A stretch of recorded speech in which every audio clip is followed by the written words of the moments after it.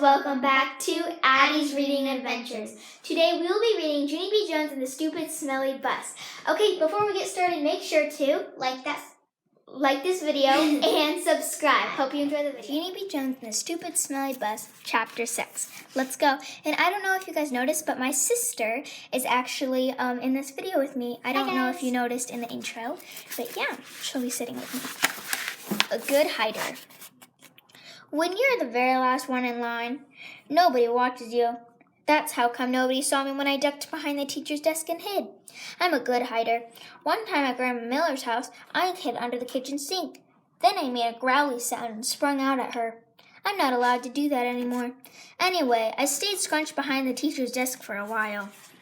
And then I saw a better place to hide. It was the big supply closet in the back of the room, and so I ran back there very fast, and I squeezed onto the bottom shelf.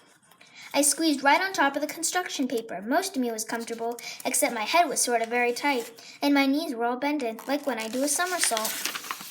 Then I pulled the door mostly closed. Don't shut it all the way, though, and I mean it, I said right out loud. I stayed real quiet for lots of minutes, and then I heard noises in the hall.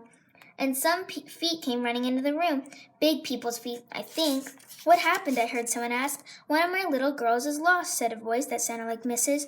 Her name is Junie B. Jones, and she didn't get on the bus. So now we've got to go looking for her. Then I heard some keys jingle, and the feet went running out again.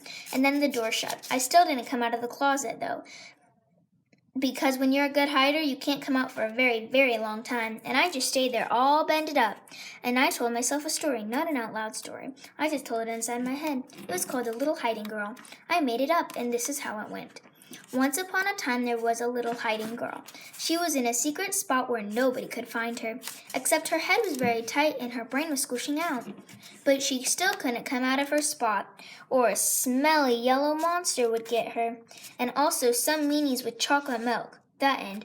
After that, I rested my eyes. Resting your eyes is what my grandpa does when he watches TV after dinner. Then he snores, and Grandma Miller says, "Go to bed, Frank." And it's not the same thing as a nap, though, because naps are for babies. That's why. And anyway, I didn't snore. I just did a little drool. Then finally, when my eyes were done resting, they woke up. And so I came out of the closet and ran right to the window. And guess what? There weren't any cars in the parking lot, and no stupid smelly bus either. Woof, that's a relief, I said. A relief is when your stomach doesn't feel squeezy anymore. After that, I went back to the closet, because while I was hiding, I sniffed the smell of clay, and clay is my favorite thing in the whole wide world. "Hey, I see it up there," I said. The clay was on the middle shelf. I stood on a chair to get it. It was blue and stiff, and so I had to roll it on the floor to make it soft and warm. Then I rolled it into a blue-orange. It was very beautiful, except it had some dirt and hair on it.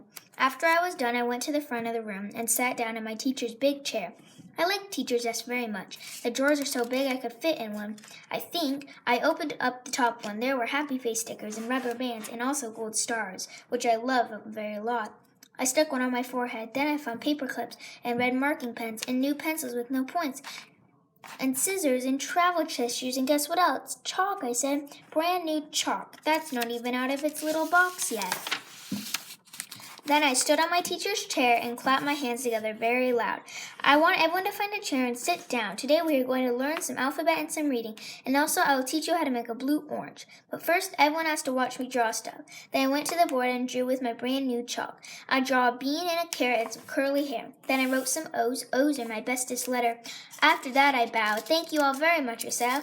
"Now you may all go out for recess." I smiled. "Except not for that gym."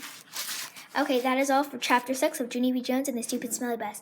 If you like these videos, remember to give it a big thumbs up, and I will link another video down below for Chapter 5 if you have not yet watched it. Thank you guys so much for watching, and remember, subscribe and like. See you guys next time. Bye!